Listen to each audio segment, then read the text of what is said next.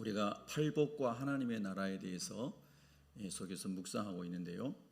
예수님을 모신 마음, 또 예수님이 주인된 마음은 천국이 누려진다는 것이 주님의 말씀이거든요. 그럼 여러분과 제가 예수님을 주로 모신 거 맞죠? 그러면 천국이 지금 누려져야 되거든요. 그리고 천국이 누려지는 사람에게 있어서 가장 잘 표현되는 것이 범사에 감사하는 거예요. 범사에 감사하는 거예요. 그러니까 새벽에 일어나자마자 여러분이 항상 하나님께 감사하고 주어진 환경에 감사할 수 있다면은 그 예수님이 주인으로 여러분과 저를 다스리고 계시는 거죠. 항상 그런 하나님 나라를 여러분과 제가 누릴 수 있기를 바랍니다. 여러분 오늘도 주일 예배가 기다려지셨나요? 나는 빨리 예배당에 가고 싶다. 물론 숫자적인 제한 때문에 너무 예배당에 오고 싶어도 예배당에 오는 것을 양보하고 영상 예배를 드리는 식구들도 있습니다. 그분들에게도 너무 감사하고 한편으로는 빨리 코로나 상황이 풀려서 다 예배를 또 성전에서 드릴 수 있기를 진심으로 소망합니다. 여러분 참 예배당에 오고 싶으셨죠? 저도 예배당에 오고 싶었어요. 근데 여러분과 제가 예배당에 와서 하나님을 예배하기를 제일 기다리신 분이 누굴까요? 그분이 하나님이신 거죠. 우리 주님이신 거예요. 우리 주님이 어디에나 계시죠. 그러나 주님을 예배하도록 공동체로 모이는 예배 처소에서 새벽교회라고 하는 공동체 이름으로 하나님 예배하기 위해서 모이는 것을 주님이 기뻐하시기 때문에 주님이 기다리고 계시는 겁니다. 그래서 예배당에 가면은 나를 반겨주는 사람이 아무도 없는 게 아니에요. 내가 예배당에 올 때 내가 아는 사람이 또 교제하고 있는 사람이 혹시 한 명도 없어도 예수님이 나를 맞아주시는 겁니다. 예수님이 반겨주시는 거예요. 그러나 사랑 관계 속에서도 여러분이 서로 반겨줄 수 있는 사람이 더 많아지기를 축복합니다. 제가 하나님이 저를 기다리듯이 저도 주님 오기 전에 오는 것이 기쁘고 기다려지고 또 오늘은 3부 예배에는 2부 예배에는 1부 예배에는 어떤 분들이 오실까 기도하고 기다리는 마음이 있습니다. 그래서 저는 5시쯤에 교회를 왔습니다. 새벽에 와서 기도하고 그리고 말씀을 묵상하고 예배당 주변에 청소를 하면 또 다 매일 아침마다 제가 즐거움으로 하는 일입니다. 청소를 하고 그리고 이렇게 보니까 손도 차가워지고 날이 춥더라고요. 그래서 우리 성도님들이 오실 때 내복이라도 입고 오셔야 될 텐데 겨울옷이라도 입고 오셔야 할 텐데 그런 생각을 했습니다. 그리고 1부, 2부 예배 때는 성전이 조금 싸늘하니까 온풍기도 다 이렇게 틀어놓고 그것이 목자가 양을 기다리는 마음일 것이다. 그리고 하나님이 우리를 기다리는 마음일 것이다. 그런 생각을 하게 됩니다. 여러분 주님의 이름으로 환영합니다. 어떤 사람은 오늘이 예배가 마지막일 수도 있고요. 만남이 마지막일 수도 있는 겁니다. 그거는 아무도 모르는 거예요. 그러니까 하나님 앞에 예배 드리는 그 시간이 최고로 하나님께 드리는 예배가 되도록 준비해야 된다는 것이고요. 여러분과 제가 만나는 이 시간이 그냥 이렇게 불퉁거리고 툭 쏘고 상처 주고 이렇게 하는 것도 아니고 또 모른 척하고 지나가는 것도 아니고 어쩌면 마지막 만남일지도 모르겠다 이런 생각을 하고 항상 감사하고 축복하고 격려할 수 있다면 참 하나님의 은혜를 누리는 사람이 되는 거죠. 여러분 그런 사람이 되기를 바랍니다. 이 갈릴리에 많은 힘들고 어떨 때는 하루 양식이 없어서 굶주린 배를 움켜쥐고 있는 그런 사람들이 많은 곳, 병자들이 허다히 많은 곳, 심지어 귀신 들려서 짐승처럼 막 묘지에 가서 자고 쇠사슬에 묶여있는 사람들이 있었던 이곳에 주님이 가셔서 하나님 나라를 전하는 거잖아요. 하나님의 통치가 있는 나라. 근데 그 당시에는 여러분이 항상 다 알고 계신 것처럼 로마에 의해서 이스라엘은 나라를 뺏겼고 경제 주권을 뺏겼고 정치 주권, 외교 주권 다 뺏겼습니다. 다 뺏겼어요. 지금 우리하고는 비교할 수 없는 겁니다. 그런데 갈릴리 사람들은 더 처참한 삶을 살았습니다. 그 사람들의 천국은 있을 수 없는 겁니다. 그들의 인생의 천국은 상상할 수 없는 것이죠. 그런데 그 시대의 사람들은 힘이, 권력이 사람들이 가지고 있는 그 강함이 승리가 되고 성공이 되는 시대였습니다. 요즘도 그렇죠, 세상은. 그래서 오징어 게임이 유행하잖아요.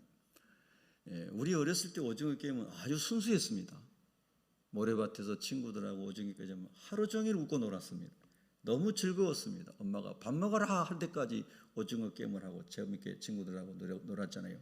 그러나 그 오징어 게임은 요즘 시대에 악한 세상을 풍자한 그런 내용이잖아요. 여러분, 우리가 이런 세상을 살아가면서 힘을 길러야 너도 살 수 있어. 공부를 많이 해야 너도 이겨. 돈을 많이 벌어야 이긴다니까. 이런 세계 속에서 우리가 살면서 주님의 음성을 이렇게 듣는 거죠. 아니야. 온유한 사람이 복이 있고 온유한 사람이 땅을 차지하는 거야. 이런 말씀은 사실 귀에 들려온다는 게 기적인 겁니다. 오늘 우리 이런 시대를 살아가면서 예수 믿는 우리에게 이런 말씀이 들려온다는 게 사실은 기적인 거예요.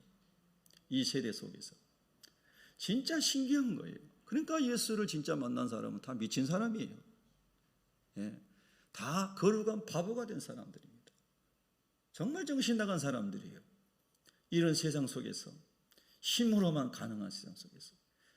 시저의 폭정 아래서 브루투스가 음모를 꾸미고 그가 그처럼 사랑했던 시저가 그처럼 사랑했던 브루투스 너까지 나를 죽이는데 가담했어. 인간의 역사는 그런 것이죠. 그가 정당성을 설파하며 연설할 때 많은 로마 시민이 브루투스 외쳤지만은 안토니우스가 또 다른 역정적이고 격정적이고 감동을 충동하는 연설을 했을 때 브루투스는 죽어야 했거든요. 인류의 역사는, 세상의 역사는 보면 힘과 권세와 능력과 이런 모든 정말 무서운 것들이 도사리고 있는 세상이잖아요. 그런데 예수님은 마음이 온유한 자가 복이 있고 땅을 차지한다. 이 성경적인 의미에서 땅은 크게 세 가지를 의미할 수 있습니다. 하나는 우리의 마음의 밭이 땅입니다. 우리 영혼이 땅이에요. 그래서 땅이란 말이 원래 헬라어나 히브리어 다 똑같아요. 소마, 또 아다마라고 하는 히브리어. 이런 말은 다 흙이라고 하는 것에 본질을 두고 있어요. 그래서 밭의 비유도 마음의 비유도 옥토의 비유도 예수님이 다 그렇게 사람 영혼을 비유하신 거잖아요. 마음을 비유하신 거잖아요. 그러니까 온유한 자에게 마음의 천국이 이루어지는 땅을, 이 영혼의 천국을 이루는 것이 첫 번째 땅을 기업으로 받는 거라는 뜻이에요. 세상의 모든 것을 다 가지고 있어도 여러분의 영혼이 불안하고 슬프고 근심하고 잠이 안 오고 그러면 인상 쓰고 살면 무슨 천국이에요? 그게 지옥이죠. 그렇지요? 그럼 처가 상간도 주님과 함께 있으니 내가 천국입니다. 난 늘 행복하고 감사하고 기쁩니다. 나는 범사에 감사가 넘치고 기쁘고 행복합니다. 주님 때문에 나는 행복합니다. 이런 사람은 천국을 누리고 있는 거잖아요. 그래서 그 땅이, 이 영혼이, 마음이 예수님으로 말미암아 갈릴리 사람들은 하나님 나라를 누릴 수 있는 유일한 거였어요. 그들이 공부를 더 많이 한들 갈릴리 어부들이 어디까지 공부하겠으며, 그들이 세상에 출세한들 얼마나 출세하겠습니까? 갈릴리 어부들이. 그들에게 천국은 오직 예수님밖에 없었어요. 영원한 하나님 나라밖에 없었어요. 또 그것이 진짜고요. 세상의 것은 잠시고요. 그래서 주님이 그런 말씀을 주셨는데, 귀가 열리지 않는 사람은, 성령으로 영적 세계가 열리지 않는 사람은 들려오지 않는 겁니다. 그래서 이사야 선지자를 통해서도 구약 시대에도 말씀하신 거예요. 아무리 말해도 듣지 못하고 그들이 다 귀가 먹었다는 거죠. 오늘 그래서 성령이 교회들에게, 그리스도인들에게 말하는 말씀을 들을 수 있는 자, 그 귀가 있는 자가 복이 있다고 주님이 또 말씀하시는 겁니다. 여러분, 저와 여러분의 영혼의 귀가 열려서 주님 말씀이 잘 들려올 수 있기를 바랍니다. 어제 저녁에는요, 제 후배 목사님이 터키 지금 성지 순례를 하고 있는 중인데요. 터키의 사도 바울의 1차 전도 유적지를 이렇게 건너가면서, 흔히 우리는 타우로스 산맥이다 이렇게 학교 때 번역을 그렇게 번역하는 사람들이 타우로스 산맥이라 번역해서 그렇게 알고 있는데, 무슨 하여튼 그런 산맥이에요. 그 산맥을 넘어서 사도 바울이 복음을 전하러 다녔거든요. 그래서 그 산을 넘다 강도도 만나고 많은 어려움을 당했죠. 근데 우리 이제 50 한 중반 됐는데 우리 후배 목사님이 그 성지를 돌짝발을 걸어서 산을 넘어서 사도 바울의 전도 발자취를 따라가면서 울고 있습니다. 저게 저희들 형님이라고, 형님 제가 이곳에서 성교지를 밟으면서 눈물 흘리며 회개하며 그렇게 기도하면서 성지 순례하고 있습니다. 그래서 사진들을 이렇게 보내오고 동영상도 보내와요. 참 어려울 때, 우리의 영혼이 무너질 때, 주의 음성이 들려오지 않는 그런 환경 속에 있을 때 더 주님의 음성을 들을 수 있도록 우리가 주님께 가까이 가야 되는 거예요. 할렐루야. 아멘입니까? 그래서 오늘 주님은 온유한 사람이 복이 있다고 그랬는데, 그래서 오늘 이 말씀을 이렇게 이제 우리가 응용할 수가 있어요. 하나님의 나라는 온유한 사람들로 가득한 곳이다. 우리 한번 고백해 볼까요? 하나님의 나라는 온유한 사람들로 가득한 곳이다. 아멘.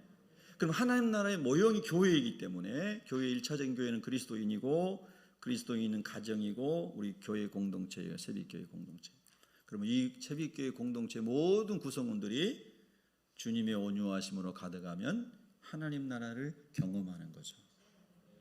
그래서 우리가 예수님을 구주로 모시고 오늘 또 주님 앞에 예배드리러 온다는 것은 하나님의 구원을 찬양할 뿐만 아니라 하나님의 말씀을 순종함으로 하나님을 인정해 드리는 거거든요. 아멘. 그런 점에서 오늘의 주제는 온유함이에요. 여러분, 어떠한 환경이 급하고 황당하고 어떤 환경이 우리에게 몰려온다 할지라도 저와 여러분이 주님의 은혜로 온유한 사람이 될 수 있다면 얼마나 좋을까, 그런 생각이 듭니다.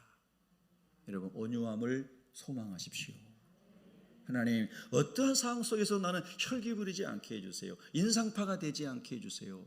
나는 언어가 거친 사람이 되지 않게 해주시고 따뜻하고 부드럽고 사람을 품을 수 있는, 영혼을 살릴 수 있는 사람이 되게 해주세요.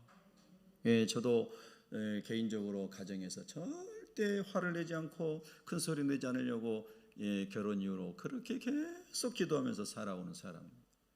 그러나 어떨 때는 저도 얼굴색이 바뀔 때 있을 겁니다. 그럼 우리 안에 깜짝 놀라겠죠.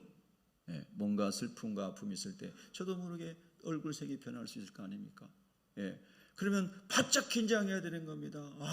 내가 어떻게 인상이 그렇게 됐을까? 내 영혼에 하나님 나라가 무너졌구나. 하나님 나라가 무너졌구나, 내 안에서. 주님은 온유하라고 말씀하셨는데, 모든 상황 가운데 감사하라고 말씀하셨는데, 항상 기뻐하라고 말씀하셨는데 내 안에 하나님 나라가 무너진 것이구나. 그 하나님 나라가 무너진 것을 알아야 되는데 내 안에 하나님 나라가 무너진 것을 생각하지 않고 누구 때문에 내가 이런 거야, 누구 때문에 내가 이렇게 언어가 거칠고, 누구 때문에 얼굴이 이렇고, 누구 때문에, 다 외부에서 원인을 찾으려고 하면 내 안에 하나님 나라는 이루어지지 않을 것입니다. 세상은 원래 그런 것이고 밖은 다 그런 것이기 때문에 그렇습니다. 제가 예전에도 말씀드린 것 같은데요, 유은정인가 유아무개라는 사람이 정신신경과 의사인데 꽤 유명한 사람이죠. 그분이 여러 권의 정신심리학 상담한 책을 썼는데 그 중에 하나가 혼자 잘해주고 상처받지 말라는 책이 있습니다.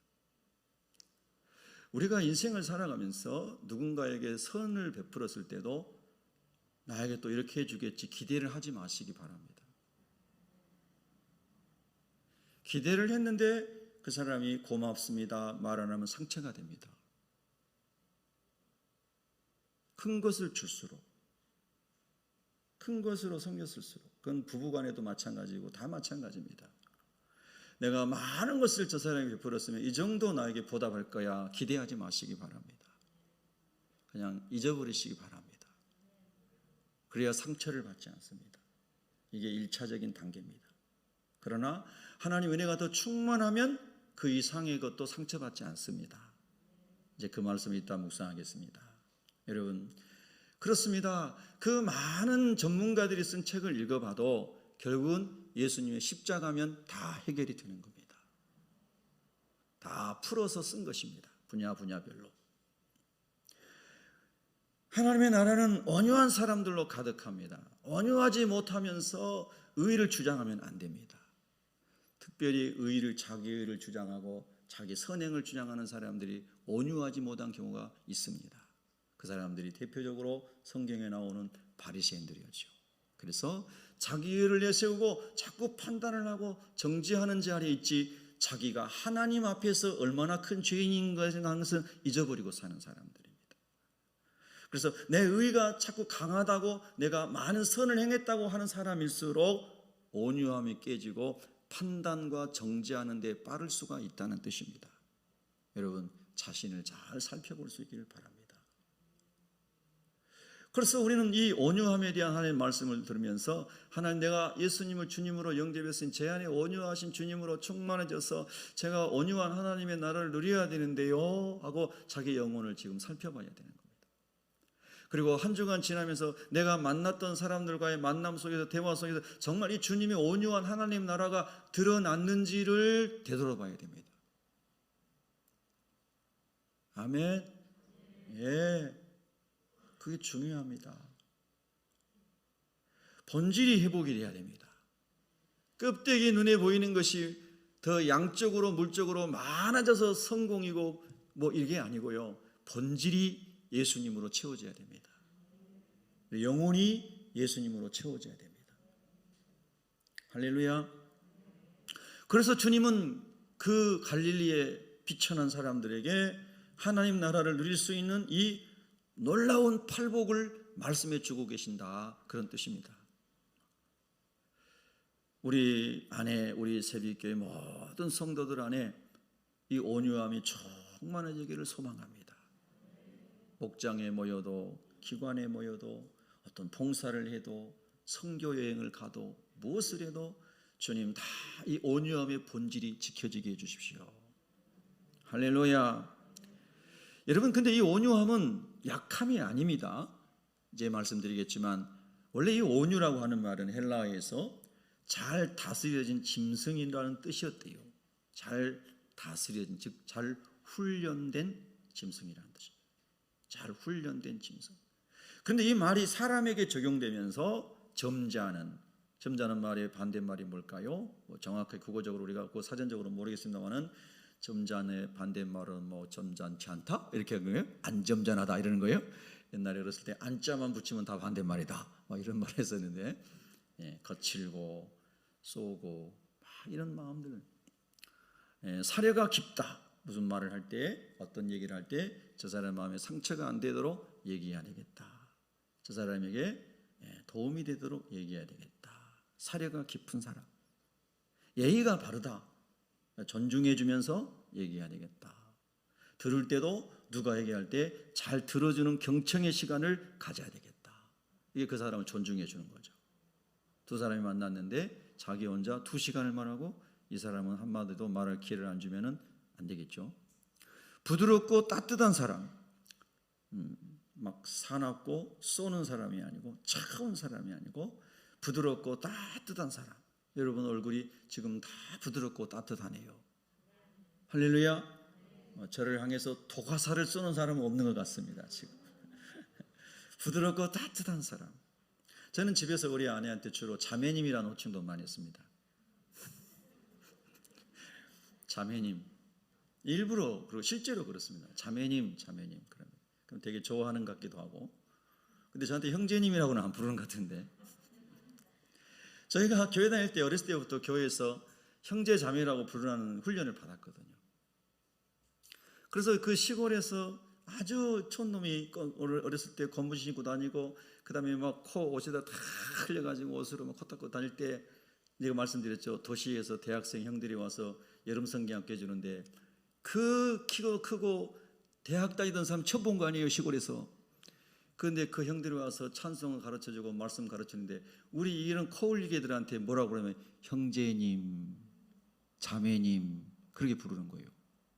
초등학교 꼬맹이들 코올리는 애들한테. 참 신기했어요. 저렇게 높아 보이는 세 사람이 와가지고 나 같은 시골 코올리개한테 형제님이라고 불러준다. 와, 복음은 놀라운 것이구나. 복음이 없다면 저렇게 배운 도시의 대학생들이 와가지고 그 시골 애들한테 막 형제님이라고 하면서 섬겨주고 그럴 이유가 뭐가 있어요? 이 촌놈들, 못 배운 놈들, 코올리개들, 니네들이 땅이나 육지나 한번 밟아보고 죽겠냐, 뭐 이렇게 생각할 사람들이 세상 가치관에는 말할 거 아니에요. 그런데 험한 섬에까지 와서 우리를 섬겨주면서 형제님 그런 거예요. 우리 옆 사람이 남자면 형제님, 여자면 자매님 한번 해봅시다. 시작. 형제님, 자매님. 집에 가가지고도 앙칼지게 말하지 말고 형제님, 자매님. 한 번 더 해봅시다. 시작. 형제님, 자매님. 예? 얼마나 좋아요. 얼마나 좋아요. 주님의 마음이 온유함이 가득한 사람이 그럴 수 있는 거예요. 예, 형제님, 자매님. 제가 어린이한테도 자매님, 사모님 막 이렇게 불러주면 싫지는 안 하는 것 같아요. 예. 그래서 잘 다스려진 짐승에게 쓰여졌던 이 온유라는 말이 사람에게 적용이 됐습니다. 자, 세상에서는요, 힘과 세력과 능력과 정복성과 공격성이 강한 사람이 승리하고 전리품을 챙깁니다. 그래서 오징어 게임처럼 그런 게 이제 세상을 풍자하는 게 나온 거죠. 예. 그래서 역사를 봐도 알렉산더나 시저나 나폴레옹이나 히틀러나 스탈린이나 김일성 이런 많은 사람들은 땅을 차지하고 세상을 차지하기 위해서 힘으로 많은 사람을 억압했죠. 예. 그 시대의 한 부분 중에 갈릴리 사람들이 로마인들에게 억압당하고 있는 거죠. 주님이 그들을 찾아와셔서 하시는 말씀이 온유한 자가 복이 있다. 정말 이해가 안 되는 말씀이에요. 완전 바보예요, 바보. 온유한 자가 복이 있다. 근데 이 안에 비밀이 있는 거죠.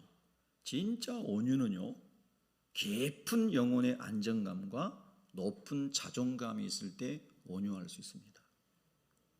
깊은 영혼의 안정감은 예수님이 그리스도이신 것을 믿어지고 내가 죄와 사망으로부터 해방이 되었고 죽음 이후의 세계까지 나는 천국 가는 사람으로 문제가 다 해결됐다. 뿐만 아니라 주님이 나의 목자로서 이 땅에 나의 인생을 다 이끌어 가시는 선한 목자이시다.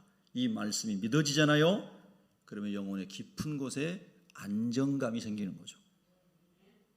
여러분과 제가 그 주님을 만남으로 영혼 깊은 곳에 깊은 안정감이 생기기를 바랍니다. 아멘. 갑자기 집에 살고 있는 지붕이 날아갔어도, 막 비바람에 폭풍에 지붕이 날아갔어도 안정감이 있기를 바랍니다. 제가 여러분 간증했죠? 저희 시골에 큰 폭풍이 왔을 때 우리 살던 집이 지붕이 절반이 날아갔었다고. 그래서 예배당에 피신해서 예배당에서 자고 온 식구가 친척 집에 돌아다니면서 자고, 어린 시절에 저는 어린 시절에 굉장히 무서웠습니다.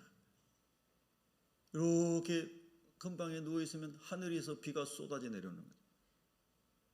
이 지붕이 날아가가지고요. 태풍이. 저는 참 많은 경험을 한 것 같아요. 생각해 보니까. 하나님이 은혜를 주시려고. 그런데 우리 어머니는 당하지 않으시더라고요.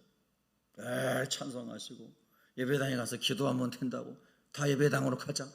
그래서 예배당에 가서 기도하고 자고, 동네 사람들이 와가지고 지붕 다 고쳐줘서 나중에 다시 집에 들어가게 돼요. 정말로 놀라운 일이에요. 하나님의 은혜가 아니면 어떻게 그 깊은 안정감을 우리가 유지할 수 있을까? 또 하나는 자존감이에요. 여러분, 우리가 살아갈 때에 사람들이 여러분 자존심을 짓밟는다는 말을 우리가 하잖아요. 돈도 별로 없는 사람이, 1,000억도 안 되는 사람이 한 10억 가지고 있는 사람 와가지고 여러분 속을 긁을 때 되게 기분이 좋은가요? 예. 뭐 대단한 사람도 아닌 사람이 남보다 조금 열심히 해서 뭐 좀 했다고 와가지고 막 자존심 빡빡 긁을 때 여러분 기분이 행복하시던가요? 행복하신 분은 예수님의 온유가 충만한 사람인 거예요. 할렐루야.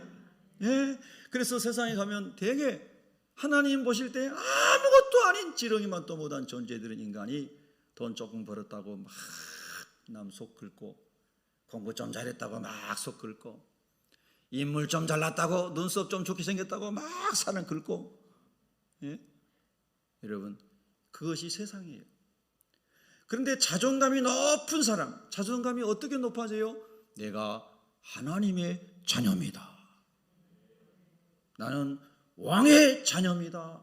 만왕의 왕 대신 하나님의 자녀입니다.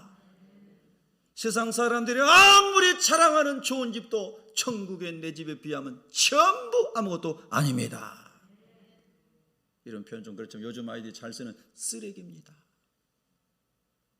저 상암의 쓰레기 더미가 지금은 저렇게 공원이 되고 하늘공원이 되고 억새풀이 돋고 꽃이 피고 공원을 멋지게 해놨지만 30-40년 전만 해도 얼마나 악취가 풍기는 쓰레기산이었습니까? 제가 그곳에 우리 청년 신방 간 적이 있습니다. 청년부 전도사 때.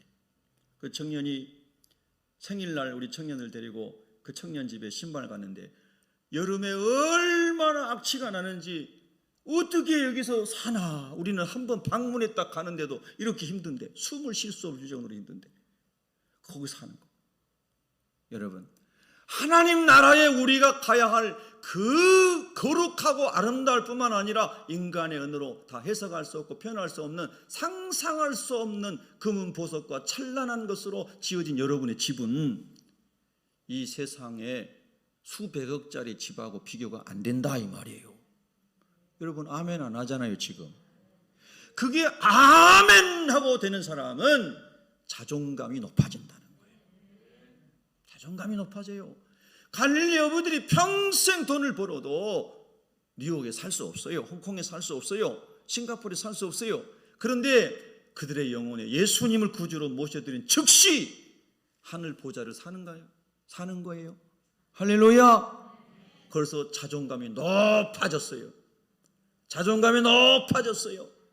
모든 지식 중에, 모든 지혜 중에 가장 뛰어난 것이 하나님을 아는 것이고, 하나님을 예배하는 것이 지혜 중에 지혜요, 지식 중에 지식이라는 것이 믿어졌기 때문에 갈릴리 어부들이 가방끈이 짧아도 자존감이 높아졌어요.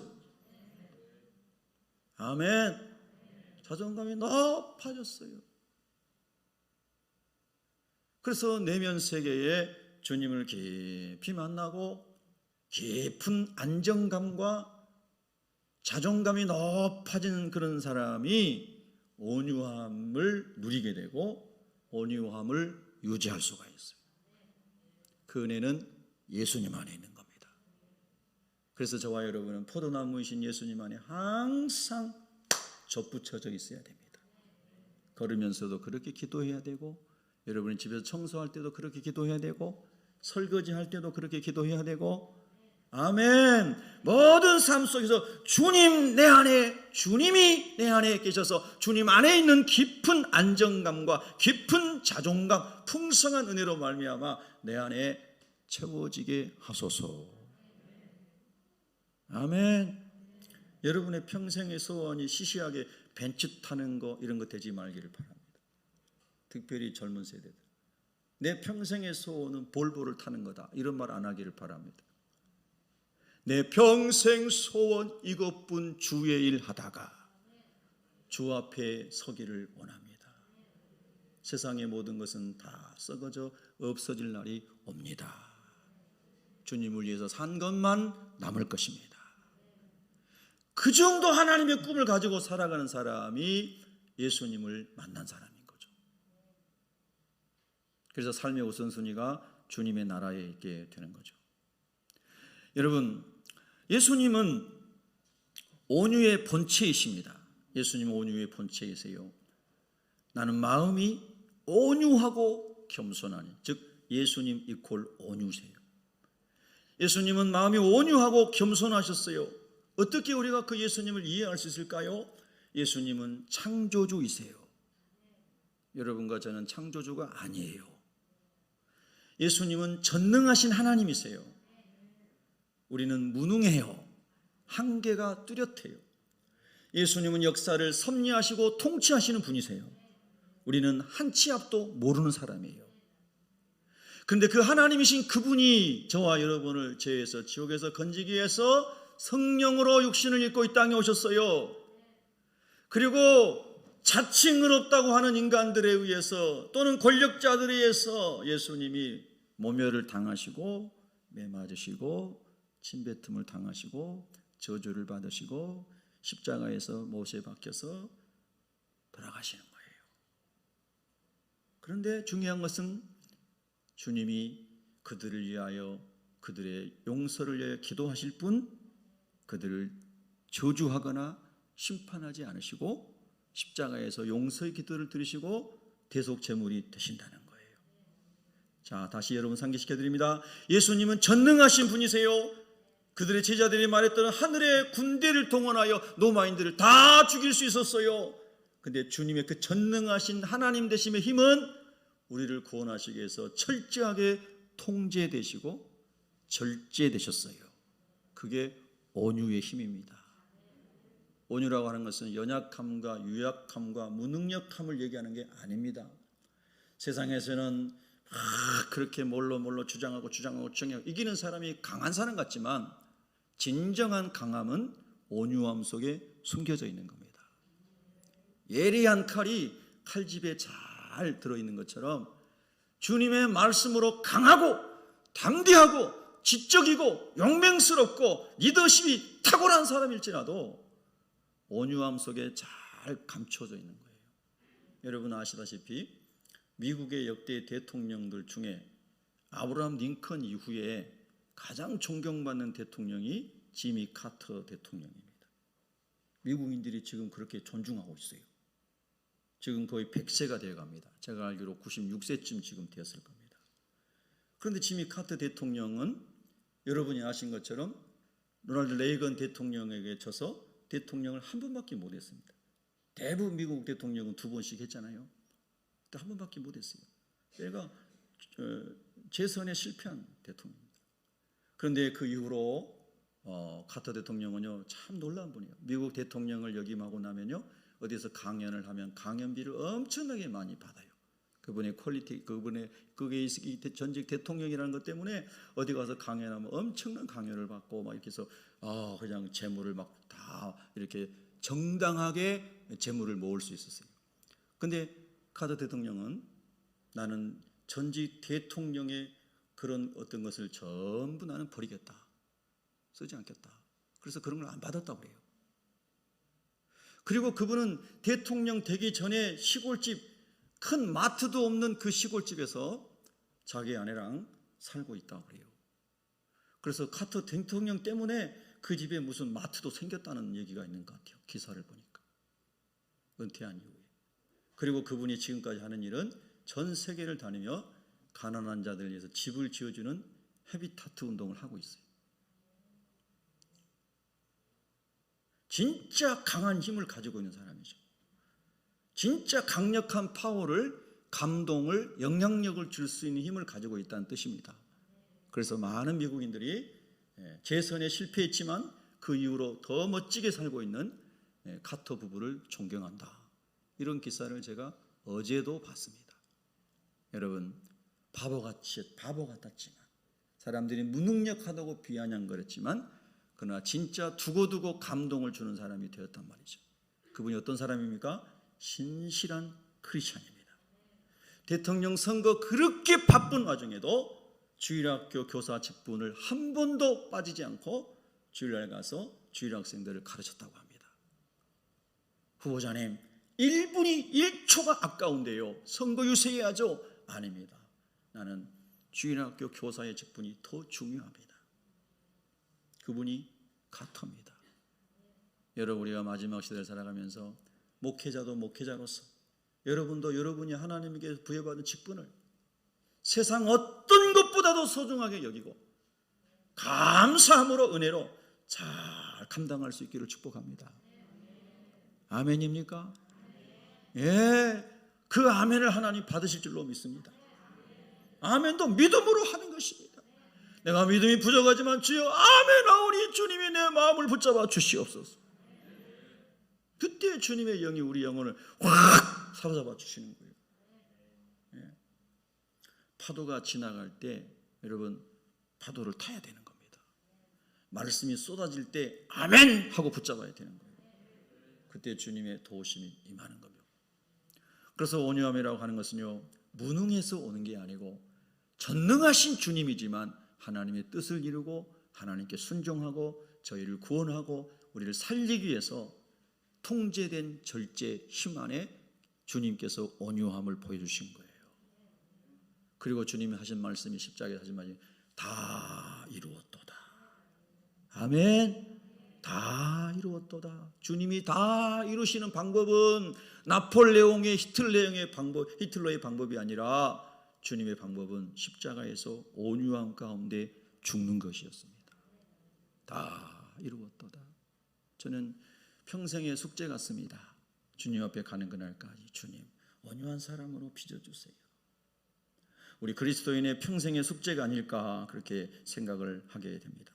우리 새벽교회에 온 모든 사람들이 온유하지 못한 사람이었을지라도 주님 앞에 올 때는 이런 사람으로 나를 빚어주세요 하고 온유함을 사모하고 주님 앞에 늘 올 수 있기를 축복합니다. 그러면 여러분 만나는 모든 사람 관계에서도 하나님 나라를 누리게 될 것입니다. 여러분 성경에 예수님을 닮았던 온유한 사람이 모세잖아요. 민수기 12장 3절에 보면은 이 사람 모세는 온유함이 지면의 모든 사람보다 승하도다 그랬습니다. 여러분 이 말씀이 또 지식이 되지 않기를 원합니다. 고린도전서 8장에서 지식은 교만하게 한다 그랬거든요. 지식은 교만하게 해요. 참 얼마나 간사한지 몰라요. 마귀가 이런 말씀을 또 하면 어떤 사람은 나 그 말씀 아는데 하고 지식으로 벌써 딱 채워져서 교만이 딱 자리를 잡는 사람이 있을 거예요. 그런데 이런 사람이 있어요. 아, 나 저 말씀을 수도 없이 들었는데 아직도 나는 변화가 안 됐어.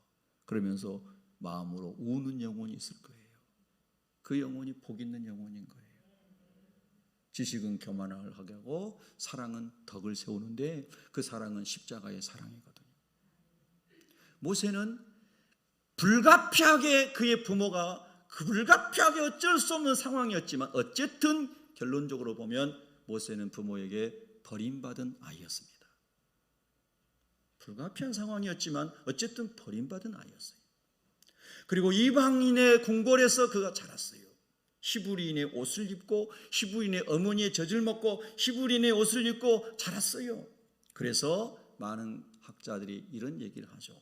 모세는 소년 시절에 애굽인들로 인해서 많은 왕따를 당했을 것이다. 민족적 차별을 당했을 것이다. 그런데 그런 많은 어려움 속에서 그가 자라난 거예요. 그런데 그가 자라났지만 저 마음속에 상처가 깊어져 있었던 거죠. 나는 왜 히브리인으로 태어났을까?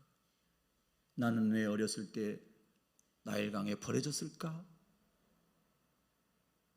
불가피한 상황인 것을 알지만 그것을 안다고 내가 다 이해되고 다 용서되고 다 품을 수 있는 건 아니잖아요. 우리가 살아봤잖아요. 그렇죠? 모세의 마음속에 깊은 상처가 있었어요. 그 스티그마예요. 흔적이, 아픈 흔적이 있었어요. 그래서 모세가 40살이 됐을 때에 이제 문무를 겸비한 사람이었으니까 이제는 내가 판관 노릇도 할 수 있고 이제 내가 지도자 좀 될 수 있어. 그러면서 탁 나가가지고 봤더니 자기 마음속에 아직도 남아있는 게 뭐예요? 애굽인을 보는 관점과, 그는 애굽의 왕자의 신분이지만 애굽인을 보는 관점과 히브리인을 보는 관점이 마음에서 틀렸죠.